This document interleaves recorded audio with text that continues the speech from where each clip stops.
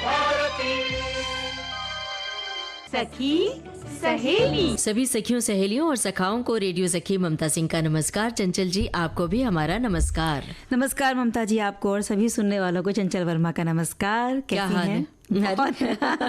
दोनों ने एक दूसरे के हाल पूछे। दोनों हम एकदम अच्छे भले हैं और हम उम्मीद करते हैं कि हमारे श्रोता भी बिल्कुल खुशगवार होगा। उनके घर का मौसम और उनके मन का मौसम वो भी अच्छे भले होंगे। और देखिए ना, जब से फेसबुक पे पोस्ट डाली जाती है तब से उनके बहुत सारे कमेंट्स आने शुरू हो जाते हैं। लेकिन जो श्रोता फेसबुक से नहीं जुड़े हैं उन्हें हम बता देते हैं कि किन विषयों पर आज चर्चा करने वाले हैं हम। संगीतज्ञ भातखंडे जी का आज जन्मदिन है, इस पर कुछ बात होगी। संगीतज्ञ पंडित विष्णु नारायण भातखंडे के बारे में हम थोड़ी सी जानकारी देंगे और व्यक्तिगत स्वच्छता का क्या महत्व है इसके बारे में बताएंगे। और घूमने चलेंगे। कहाँ जाएंगे? हम गुजरात के बहुत खूबसूरत शहर अहमदाबाद में। ओह, तो ठीक है, हमारे श्रोता भी साथ में चलेंगे और वो अपने अनुभव साझा करेंगे कि क्या वो अहमदाबाद गए हैं और वो उन्होंने वहाँ क्या देखा है, क्या महसूस किया है, वहाँ की आबो हवा से लेकर वहाँ के खान पान, वहाँ के रहन सहन और क्या ख़ास देखा है उन्होंने, वो बताएंगे जी। और सरकार की एक बहुत अच्छी योजना है, उसके बारे में हम सखियों से बात करेंगे, अपने सखाओं को भी बताएंगे। ये है प्रधानमंत्री उज्ज्वला योजना। इसके अलावा बहुत अवसर ऐसे आते हैं गलियारों में ले चलेंगे। हाँ जी। और बहुत बार ममता जी ऐसे अवसर आते हैं कि कई बार किसी की कोई ड्रेस हमें बड़ी पसंद आ जाती है तो हम चाहते हैं कि हमारी सहेली से कुछ दिन के लिए वो लेकर पहन ले, या किसी सखी ने हमारी भी ड्रेस मांगी होगी पहनने के लिए। और बचपन से लेकर बड़े होने तक कपड़ों की अदला बदली हमारे रिश्तेदारों के साथ, बहन भाइयों के साथ, सखी सखाओं के साथ चलती ही रहती है। तो इसे लेकर उनके क्या अनुभव रहे हैं, अच्छे हैं या बुरे हैं। हो सकता है आपके कपड़े बहुत संभाल कर पहने गए हों या कुछ खराब करके लौटाए गए हों। अक्सर ज़्यादातर ये होता है कि लड़कियां अपनी माँ के ड्रेस पहन के चली जाती हैं या फिर लड़के ज़्यादा करते हैं अपने पिता की शर्ट पहन के या पिता के जूते पहन के निकल लिए और घर में ढूंढाई मची हुई कि ये फला वाला कपड़ा कहाँ चला गया। तो ये बहुत होता है। तो वो दिन याद करो इसका शीर्षक ही है। तो आप अपनी यादों के गलियारों में जाइए और अपनी बातें हमसे साझा कीजिए। विविध भारती के फेसबुक पेज पर जाकर www.facebook.com/VBS मुंबई। और स्वच्छता की जहाँ तक बात है तो हमें लगता है कि हमारे सारे श्रोता भी इसका बड़ा ख्याल रखते हैं और रखना भी चाहिए, क्योंकि ये सिर्फ सरकार की जिम्मेदारी नहीं है। निजी स्तर पर हमें स्वच्छता का ख्याल रखना चाहिए। जैसे कि हम अपने घर को साफ सुथरा रखते हैं, वैसे ही जब घर से बाहर निकलते हैं तो सड़क की साफ सफाई का ध्यान रखें। जो सार्वजनिक स्थान है, रेलवे स्टेशन है, एयरपोर्ट है या फिर अस्पताल है या कहीं घूमने जाते हैं, पर्यटन स्थल है, तो इन जगहों पर भी स्वच्छता का ख्याल रखें। और आज जब हम व्यक्तिगत स्वच्छता की बात कर रहे हैं तो हमारे सुनने वाले बहुत सारे श्रोता हैं, लिखकर भेज रहे हैं।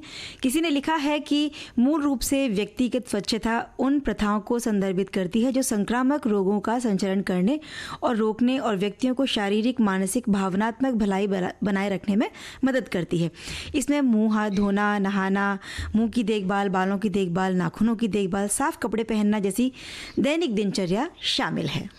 एक श्रोता ने कुछ कविता की शक्ल में बात लिख भेजी है, वो ये है: स्वच्छता है जीवन का आधार, स्वस्थ शरीर का ये है उपहार। साफ कपड़े और शुद्ध जल रखें हमको हर दिन निर्मल, कीटाणु और रोग मिटाए, साफ सफाई जो अपनाए, स्वस्थ जीवन का ये मंत्र, स्वच्छता रखे तन मन सुंदर। क्या बात है। हमारे किसी श्रोता ने लिखा है कि परिवार में एक व्यक्ति अगर स्वच्छ रहता है तो वो दूसरों को भी साफ रखने की प्रेरणा देता है। और अपने आसपास की जगह को साफ सुथरा रखना है, अपने परिवार को साफ सुथरा रखना है। इसीलिए आप खुद भी स्वच्छ रहिए और आसपास की जगह और अपने परिवार को भी स्वस्थ रखिए। बिल्कुल, बड़ी पते की बातें लिखी हैं आज श्रोताओं ने भाई स्वच्छता पर। एक श्रोता ने लिखा है कि व्यक्तिगत स्वच्छता हमारे दैनिक जीवन का एक अभिन्न अंग है, जिसमें स्वच्छता बनाए रखने और समग्र स्वास्थ्य को बढ़ावा देने के उद्देश्य से कई तरह की प्रथाएं शामिल हैं। इनमें हानिकारक कीटाणुओं, बैक्टीरिया और वायरस के प्रसार को रोकने के लिए हमारे शरीर, आसपास और दैनिक आदतों का ध्यान रखना शामिल होता है। बिल्कुल सही बात है। अगर हम स्वच्छ रहेंगे तो बीमार भी कम पड़ेंगे, बीमारियों के इलाज में होने वाला खर्च बचेगा, समय बचेगा और स्वच्छता का पालन करने से शारीरिक, मानसिक, सामाजिक, व्यक्तिगत सभी स्तर पे बहुत सारे फायदे ममता जी होते हैं। और स्वच्छता से हम पर्यावरण को भी सुरक्षित रख सकते हैं, स्वस्थ रख सकते हैं। साफ सुथरा वातावरण हमारे प्राकृतिक संसाधनों को बचाता है और पर्यावरण की सुरक्षा करता है। और तो और देखिए ना, आज हम सब ने विविध भारती की परिवार के बहुत सारे सदस्यों ने कितने सारे पौधारोपण किए हैं। हाँ, आज यहाँ प्रांगण में पौधारोपण किया गया है। मेला सा लगा हुआ है और बड़े अधिकारियों से लेकर सभी समकक्ष हमारे साथी जन सभी ने यहाँ पर पौधारोपण किया है और ये प्रतिज्ञा की है कि हम स्वच्छता का ध्यान रखेंगे, स्वच्छता के अभियान में शामिल होंगे।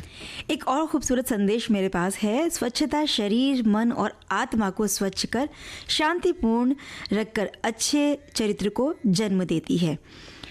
नहाना हर किसी के लिए ज़रूरी है। हमें स्वस्थ रहने के लिए दिन में कम से कम एक बार तो नहाना ही चाहिए।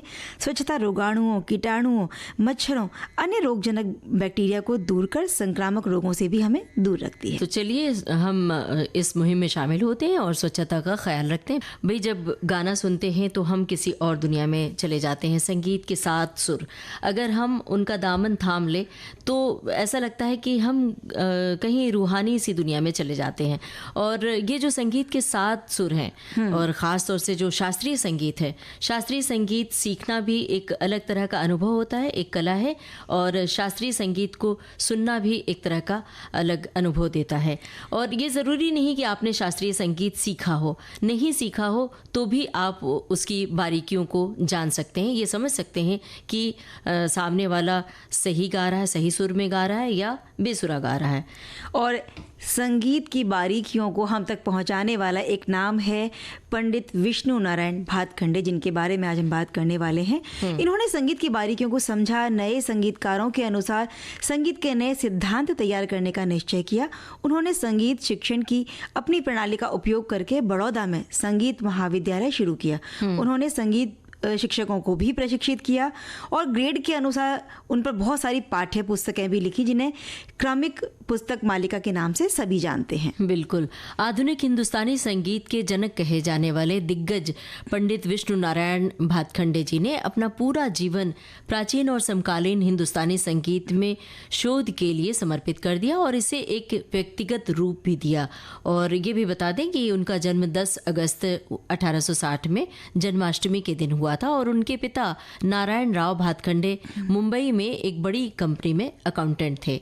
उनका परिवार तत्कालीन मुंबई के वाल्केश्वर में रहता था। बचपन में बहुत कम उम्र में ही उनमें संगीत की प्रतिभा दिखाई दी।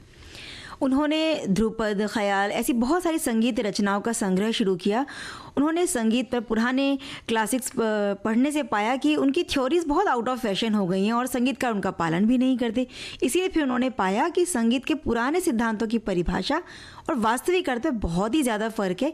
इसलिए उन बारीकियों को समझा और नए संगीतकारों के अनुसार नए सिद्धांत तैयार किए उन्होंने।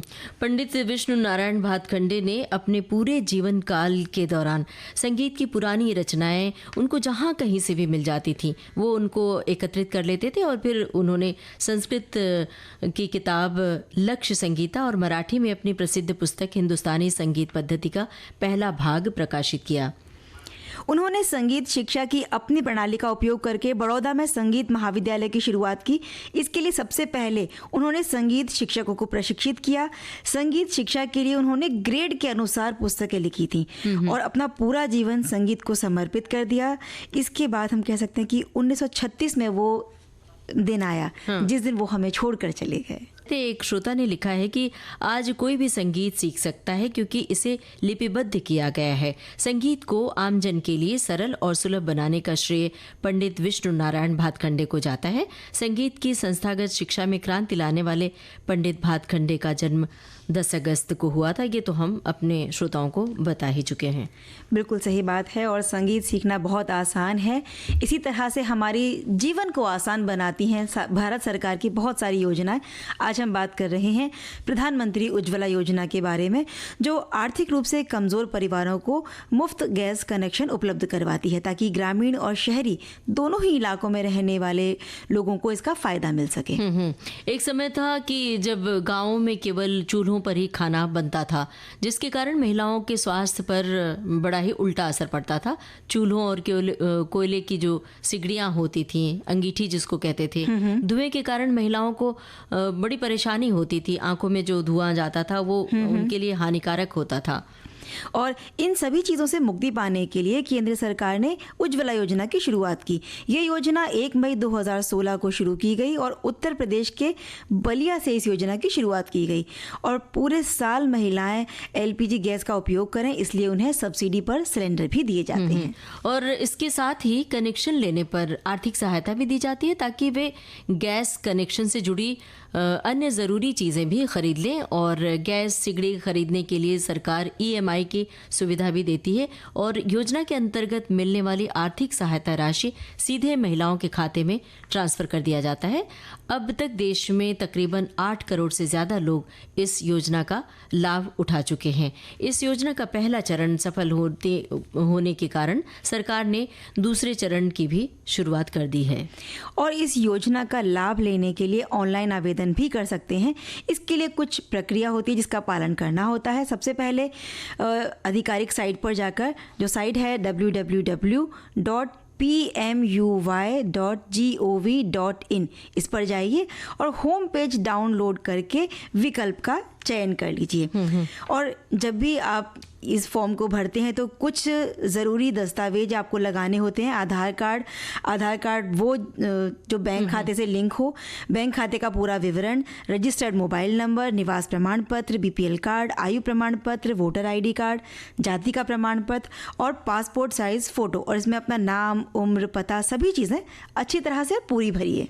और इसके अलावा इस योजना के तहत कनेक्शन लेने के लिए महिलाओं को कुछ मानदंडों को भी पूरा करना पड़ता है, जैसे कि आवेदक महिला की उम्र 18 साल से ज़्यादा नहीं होनी चाहिए, उन्हें भारत का निवासी होना बहुत ज़रूरी है, उन्हें BPL कार्ड धारक होना चाहिए। योजना का लाभ लेने के लिए महिलाओं का स्वयं का बैंक खाता देश के किसी भी राष्ट्रीयकृत बैंक में होना चाहिए।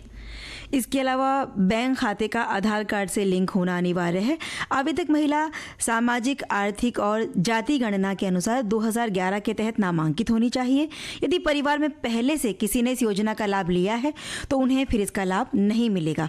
और अंत्योदय अन्न योजना के लाभार्थी इस योजना के अंतर्गत लाभ पा सकते हैं।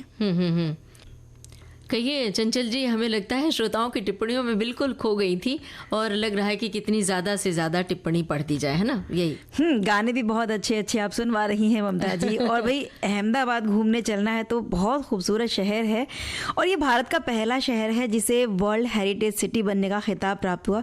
और ये सम्मान मिलना सिर्फ अहमदाबाद के लिए, पूरे भारत के लिए गर्व की बात है।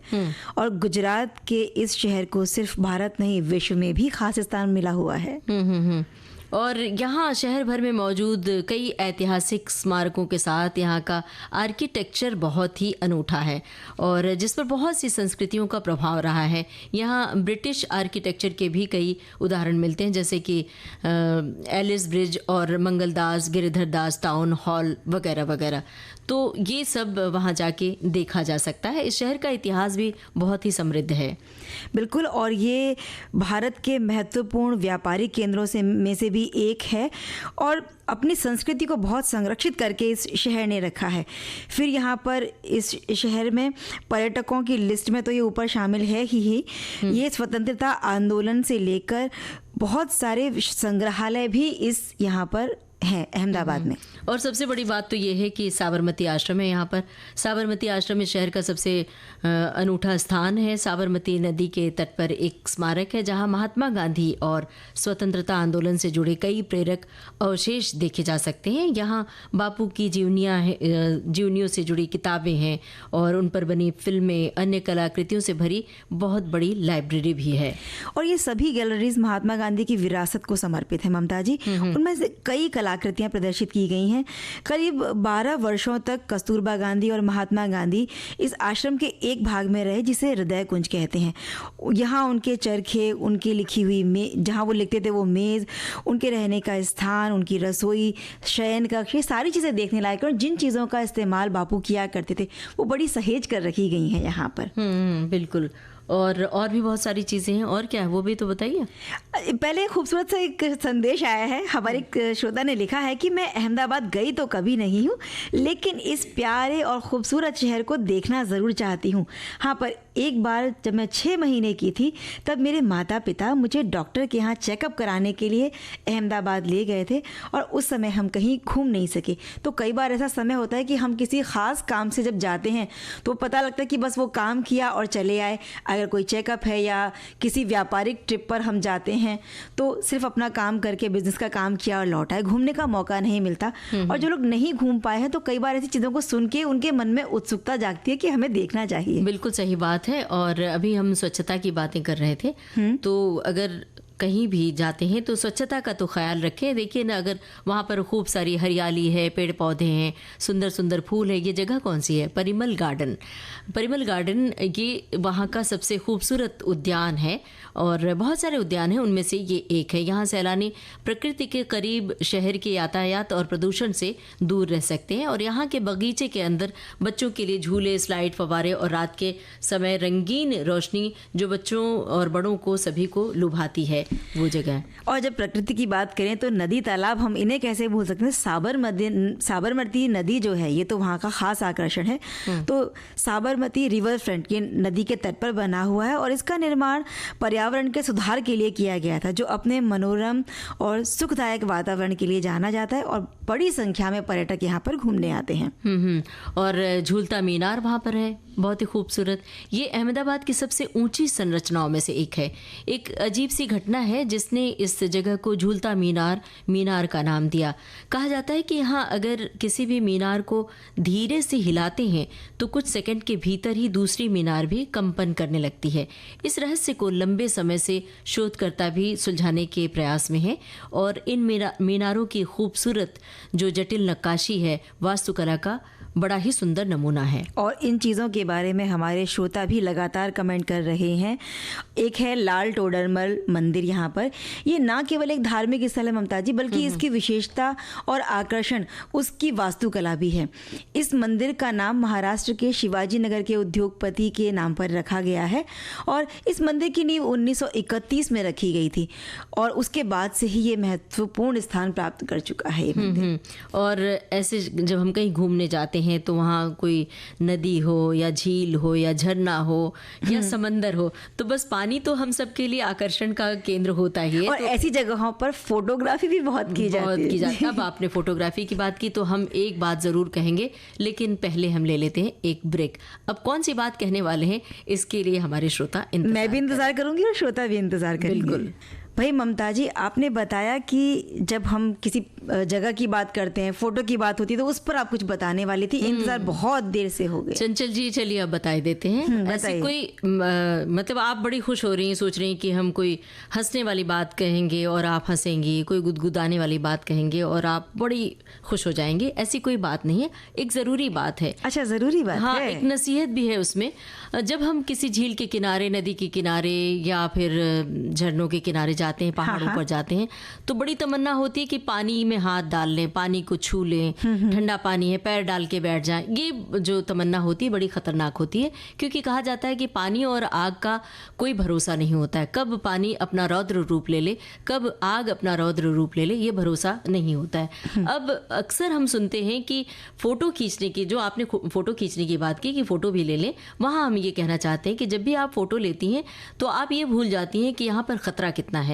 अभी हाल ही में एकदम 2-4 रोज़ पहले की बात है, एक रील और जारी हुआ है। इसके पहले भी बहुत सारे हमने सोशल मीडिया पे रील देखे, घटनाएं सुनी, देखी, फोटोग्राफ्स देखे, वीडियोस देखे कि फ़ोटो लेते समय किसी दुर्घटना की शिकार हो जाते हैं लोग। तो अभी हाल में देखा कि एक लड़की पहाड़ की ऊंचाई पर खड़ी है और एक छोटी सी नदी की, मतलब नदी का एक किनारा जैसा है, सूता जैसा बह रहा है और पास में झरना है और वो पहाड़ की ऊंचाई पर बाकायदा रील बना रही है। अब उसका रील तो कोई और बना रहा होगा, और वो थोड़ा सा और पानी के करीब जाने की कोशिश करती है, उसका पैर फिसल जाता है और वो बिल्कुल लुढ़कती हुई नीचे तक गिरती चली जाती है, झरने में पहुंच जाती गिरती हुई। इतना पूरा रील दिखाया गया। तो ये बड़ा ही ख़तरनाक है। क्यों मोह में पड़ना किसी नदी के किनारे, झील के किनारे जाकर। हम ये कहते हैं कि पानी को देखिए, आप फोटोग्राफ दूर से लीजिए, उसको अपने दिल की तस्वीर में बसा लीजिए ना। बिल्कुल, घूमने का आनंद लीजिए, क्योंकि पानी वाली जगहों पर बहुत ज़्यादा फिसलन हो सकती है, तो ये आपको कहीं कोई नुकसान ना पहुंचा दे। तो अभी रुकिए। अच्छा अभी एक बात और बतानी है। अच्छा, नसीहत अभी और बाकी है? नहीं, नसीहत तो खत्म हो गई। अब जो बात हमारी चल रही थी झील की, अच्छा, तो अहमदाबाद में एक झील भी है जिसे आप भी जाके देख सकती हैं और हमारे श्रोता भी। वो है कांकरिया झील। हाँ, इसके बारे में श्रोताओं ने लिखा भी है। इस झील की बहती लहरें इतना सुंदर वातावरण बनाती हैं कि क्या बताएं, देखते ही बनता है। यही कांकरिया चिड़ियाघर, दुर्लभ जानवरों का एक अभयारण्य भी है। बच्चों के लिए झील के किनारे बनी है एक किड सिटी, जिसमें एक थिएटर है, ऐतिहासिक केंद्र है, अनुसंधान प्रयोगशाला है और एक आइसक्रीम फैक्ट्री भी है। कांकरिया ज़िला घूमने के दौरान कुछ लाइव संगीत या पारंपरिक उत्सव भी वहाँ पर देखे जा सकते हैं, लेकिन नाम है कांकरिया झील। और हमने शुरू में ही बताया था कि बहुत सारे संग्रहालय अहमदाबाद में हैं, तो ऐसा ही एक संग्रहालय है ऑटो वर्ल्ड विंटेज कार संग्रहालय। इस म्यूजियम में विशेष रूप से संरक्षित अंतर्राष्ट्रीय स्तर पर चयन किए गए ऑटोमोबाइल्स और बहुत सारे ब्रांडों के वाहन देखे जा सकते हैं, और बहुत सारी कलाकृतियाँ शाही परिवारों से संबंधित भी हैं, यानी कि पुरानी गाड़ियाँ जिन्हें शायद हमने सिर्फ चित्रों में देखा होगा या कभी पर्दे पर देखा होगा, वो सारी कारें, पुराने वाहन आपको यहाँ देखने को मिलते हैं। आप ये चाहती हैं कि अब इसके बाद सखी सहेली प्रोग्राम करने के बाद अहमदाबाद जाने का प्लान बनाया जाए। तो चलिए एक और जानकारी थोड़ी सी दे देते हैं। पतंग संग्रहालय एक जगह है। इस संग्रहालय को बनाया भानुभाई शाह ने, जो 21 साल की उम्र से पतंग इकट्ठा किया करते थे, और इस संग्रहालय में तकरीबन 125 अलग अलग तरह की पतंगे हैं। ये जगह निश्चित रूप से यहाँ आने वालों को उनके बचपन या युवा वर्षों में वापस ले जाएगी। और आपको तो पता ही है पतंग उड़ाने का शौक़ कैसा है, ख़ास तौर से मकर संक्रांति पर आसमान में छतों पर पतंग ही पतंग दिखाई देते हैं, और गुजरात में तो बाकायदा ये एक उत्सव के रूप में मनाया जाता है।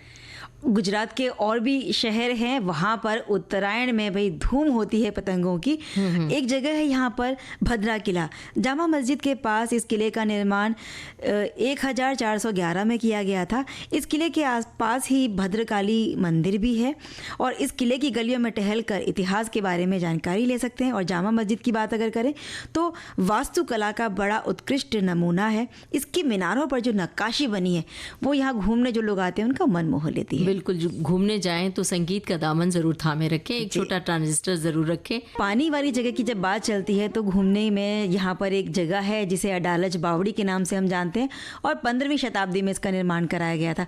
और अक्षरधाम मंदिर को तो भाई कौन नहीं जानता, सभी जानते हैं। जैसा इसका नाम है वैसा ही इसका इस नाम के अनुरूप है, ईश्वर का दिव्य निवास। इसके अलावा यहाँ पर जांजीरा झरना भी है। और गुजरात साइंस सिटी है, विज्ञान में रुचि रखने वालों के लिए एक बहुत ही अच्छी जगह है। ये षटकोण आकार की इमारत है जिसे अलग अलग हिस्सों में बांटा गया है। ऑडियो विजुअल तकनीक का उपयोग करते हुए यहाँ बहुत कुछ सीखने को भी मिल सकता है। IMAX 3D थिएटर है, एनर्जी पार्क है, जीव विज्ञान पार्क है, संगीत में फव्वारे हैं, और एम्पी थिएटर है, सिमुलेटर सवारी। ये सभी गुजरात साइंस सिटी के बहुत अच्छे आकर्षण हैं। इसके अलावा हुती सिंह जैन मंदिर यहाँ पर है, कैलिको वस्त्र संग्रहालय है, और यहाँ अलग अलग तरह के कपड़े आपको देखने को मिल जाएंगे। अरे ठहर जाइए। अच्छा, फिर से ठहर जाऊं। ज़रा कुछ और तो बता दीजिए कि यहाँ किस तरह के ड्रेस पोशाकें मिलती हैं, ताकि हमारी जो सखियाँ सुन रही हैं वहाँ जाएं तो शॉपिंग के लिए टाइम तो निकालें। ये सिर्फ देखने के लिए है ये संग्रहालय, और यहाँ आप घूमने जा सकते हैं, जहाँ निःशुल्क प्रवेश में आप घूम सकेंगे। और सुबह 10:30 बजे से लेके 1 बजे तक ये संग्रहालय खुला रहता है, और बुधवार के दिन बंद रहता है। इसके अलावा वस्त्रापुर तालाब आप जा सकते हैं, जहाँ जाने का समय 7 बजे से 10 बजे तक का है। चंचल जी, ये जो वस्त्र संग्रहालय है वहाँ पे जो वस्त्र होते हैं वो देख सकती हैं। देखने के बाद जब आप बाजार में जाएंगी तो उस तरह के पोशाकें आप ख़रीद भी सकती हैं। और इसके अलावा यहाँ पर लॉ गार्डन है जो रात को यहाँ पे बाज़ार लगता है, और यहाँ बिना गए तो अहमदाबाद की यात्रा पूरी ही नहीं हो सकती है। यदि आप अपने साथ कुछ गुजराती कपड़े और हस्तशिल्प ले जाना चाहते हैं तो बिल्कुल सही जगह है ये। और यहाँ लोकल शिल्प से लेकर यहाँ के जो गुजरात के आभूषण हैं, कपड़े हैं, वो सब मिल जाएगा आपको। और ये बाज़ार अपने स्ट्रीट फूड के लिए भी जाना जाता है। बिल्कुल। और एक जगह और है मानेक चौक, जहाँ पर पारंपरिक व्यंजन मिलते हैं और बिना खाए तो घूमने का मज़ा अधूरा ही रह जाता है। तो मज़े की बात यह है कि ये जो स्थान है एक सब्ज़ी बाज़ार के रूप में शुरू होता है, फिर एक आभूषण बाज़ार, और फिर ये एक रेस्तरां पट्टी में बदल जाता है। रात में इसके स्ट्रीट फूड को खाने के लिए पर्यटक आते हैं दूर दूर से, और यहाँ आपको सबसे स्वादिष्ट और असली गुजराती व्यंजन मिलते हैं। और पाव भाजी, मलाई रबड़ी, पुडला और भी बहुत सारे व्यंजन हैं। जैसे कि वहाँ के जो ख़ास व्यंजन हैं गुजराती व्यंजन, खाखरा, ढोकला, फाफड़ा, थेपला, दाबेली, सेव, दाल बड़ा, फरसाण वगैरह वगैरह। क्या बात है, बड़ी लंबी लिस्ट है खाने पीने की। और ख़रीदारी के लिए भी ये शहर बहुत ख़ास है। आप लॉन्ग स्कर्ट, चनिया चोली, बांधनी या बंधे जिसे हम कहते हैं उसके कपड़े ले सकते हैं, क्योंकि बहुत बड़ा कपड़ा बाज़ार यहाँ पर है और थोक भाव से यहाँ कपड़े आप खरीद सकते हैं। अगर आप जाएँ यहाँ पर घूमने तो अक्टूबर से लेकर मार्च का समय सबसे अच्छा माना जाता है। और देखिए, एक बड़ा अच्छा संदेश हमें मिला है कि एक श्रोता सखी हमारी लिखती हैं कि जब मैं स्कूल में मसूरी घूमने गई थी तो अपनी बेस्ट फ्रेंड के कपड़े मुझे बड़े पसंद आते थे।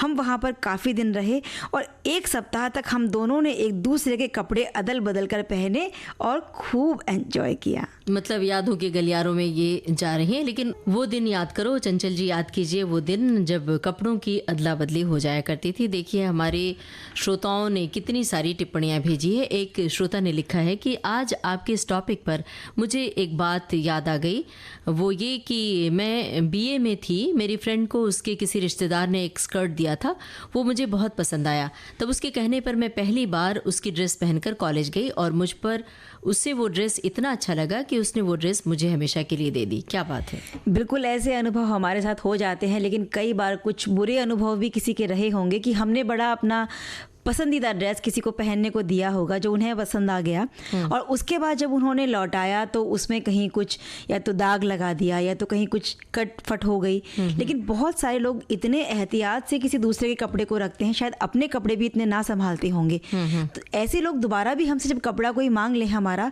तो हमें देने में बिल्कुल संकोच नहीं होता। लेकिन जिस व्यक्ति ने हमारे ड्रेस को कोई नुकसान पहुंचाया हो, दोबारा अगर वो हमसे कोई हमारी ड्रेस मांगे तो यूँ संकोच होता है मन में कि इसको दें या ना दें। ड्रेस के साथ साथ साड़ियों की अदला बदली भी तो होती थी। साड़ियाँ बदल के साड़ियाँ, तो जब हमें याद है कि कॉलेज या स्कूल के दिनों में जब कभी कोई फंक्शन होता था तो साड़ी खरीदने का मौका कहाँ मिलता था। पड़ोस वाली भाभी जी या घर में जो भाभी नानी भाभी चाची या काकी हैं उन्हीं की साड़ी या फिर अपनी दोस्त की साड़ी, दोस्त की दीदी की साड़ी लेकर पहन लिया। और फिर ये जो आपने बात की कटफट लगने की, उसका बड़ा ही ख्याल रखना चाहिए, क्योंकि जब आपकी उम्र कम होती है तो थोड़ी मतलब हिफाजत की आदत नहीं होती है। ख़ास तौर से जो साड़ी नहीं पहनती है तो उनकी आदत नहीं होती है, तो उसमें खरोंच लग जाती है तो पूरी की पूरी साड़ी खराब हो जाती है। तो ये तो रही भाई महिलाओं की बात। अब पुरुष लोग क्या अदला बदली करते हैं, इसे लेकर एक संदेश में पढ़ती हूँ। कॉलेज की पढ़ाई के दौरान मैं अपने दोस्त के साथ 1 साल उसके रूममेट के रूप में रहा। बाकी समय तो मैं अपने कमरे में रहा और पढ़ाई की। जब मैं दोस्त के साथ रहा तो उसके तौलिए और उसकी लुंगी का इस्तेमाल करता रहा। बरसात के दिनों में जब भीग कर आए तो 1-2 बार उसकी शर्ट का भी इस्तेमाल किया, क्योंकि कॉलेज जाना ज़रूरी था। ऐसे ही सर्दी के दिनों में जब कपड़े नहीं सूखे होते थे तो दोस्त का पैजामा पहनकर या शर्ट पहनकर भी हम काम चला लिया करते थे। एक श्रोता ने लिखा है कि कपड़ों की अदला बदली तो मैंने भी अपने सखियों के साथ बहुत की है। स्कूल में जब विदाई समारोह हुआ करते थे तब सहेलियों से कपड़े, साड़ी, ब्लाउज बदल लिया करते थे। बहुत सारी यादें जुड़ी हैं। अब तो बेटियों से अदला बदली चलती है, वो मेरे लिए ले जाती हैं और उनके लिए हम ले लेते हैं और अदला बदली से एक नई स्वयं की खुशी हासिल होती है। एक और संदेश है, इसमें लिखा गया है कि जब दोस्तों के कपड़े पहनकर, दोस्तों के कपड़े वैसे तो मैंने कभी नहीं पहने, हाँ, लेकिन एक बार की बात है, क्लास में मुझे एक दोस्त ने मेरे हाथ में ब्रेसलेट जो मैं पहनता था उसे बहुत पसंद आ गया, तो वो उसने मुझसे मांगा और मैंने उसे दे दिया। तो कपड़ों के साथ साथ कई बार ऐसी चीज़ों की अदला बदली भी हो जाती है। कई बार हमें सिर्फ कोई दुपट्टे की ज़रूरत होती है, हमारे पास मैचिंग दुपट्टा ना हो या मल्टी कलर के दुपट्टा दुपट्टा जो होते हैं वो हर एक पे चल जाते हैं, तो हमें लगता है सूट का दुपट्टा नहीं है तो अपनी सखी का दुपट्टा मांग लिया जाए। दुपट्टा तो फोटो खिंचाने के काम भी आता है। एक दुपट्टे से कई बार जब कई सहेलियां होती हैं तो उसी एक दुपट्टे को लेकर फोटो खिंचा के बारी बारी से काम चलाती हैं, तो ये तो बहुत होता है। और बचपन में सबसे ज़्यादा जो आकर्षक लगता था वो है माँ की साड़ी। माँ की साड़ी को फोल्ड करके पहनना और फिर माँ की स्टाइल में तैयार होना, और जिस तरह वो तैयार होती थी आईने के सामने वही कॉपी करना, उसी तरह से कंघी करना, बाल में उसी तरह से सजना संवरना। तो ये जो बचपन की यादें होती हैं बड़ी अजीब होती हैं। बोलते कैसे मिलूं, लेकिन हम तो मिल लिए हमारे श्रोताओं से और अब समय हो गया है इजाज़त लेने का। तो अब लेते हैं सखियों और सखाओं से इजाज़त। आप सभी को ममता सिंह और चंचल वर्मा का नमस्कार। सखी सहेली कार्यक्रम की प्रोड्यूसर अनुश्री पाठक।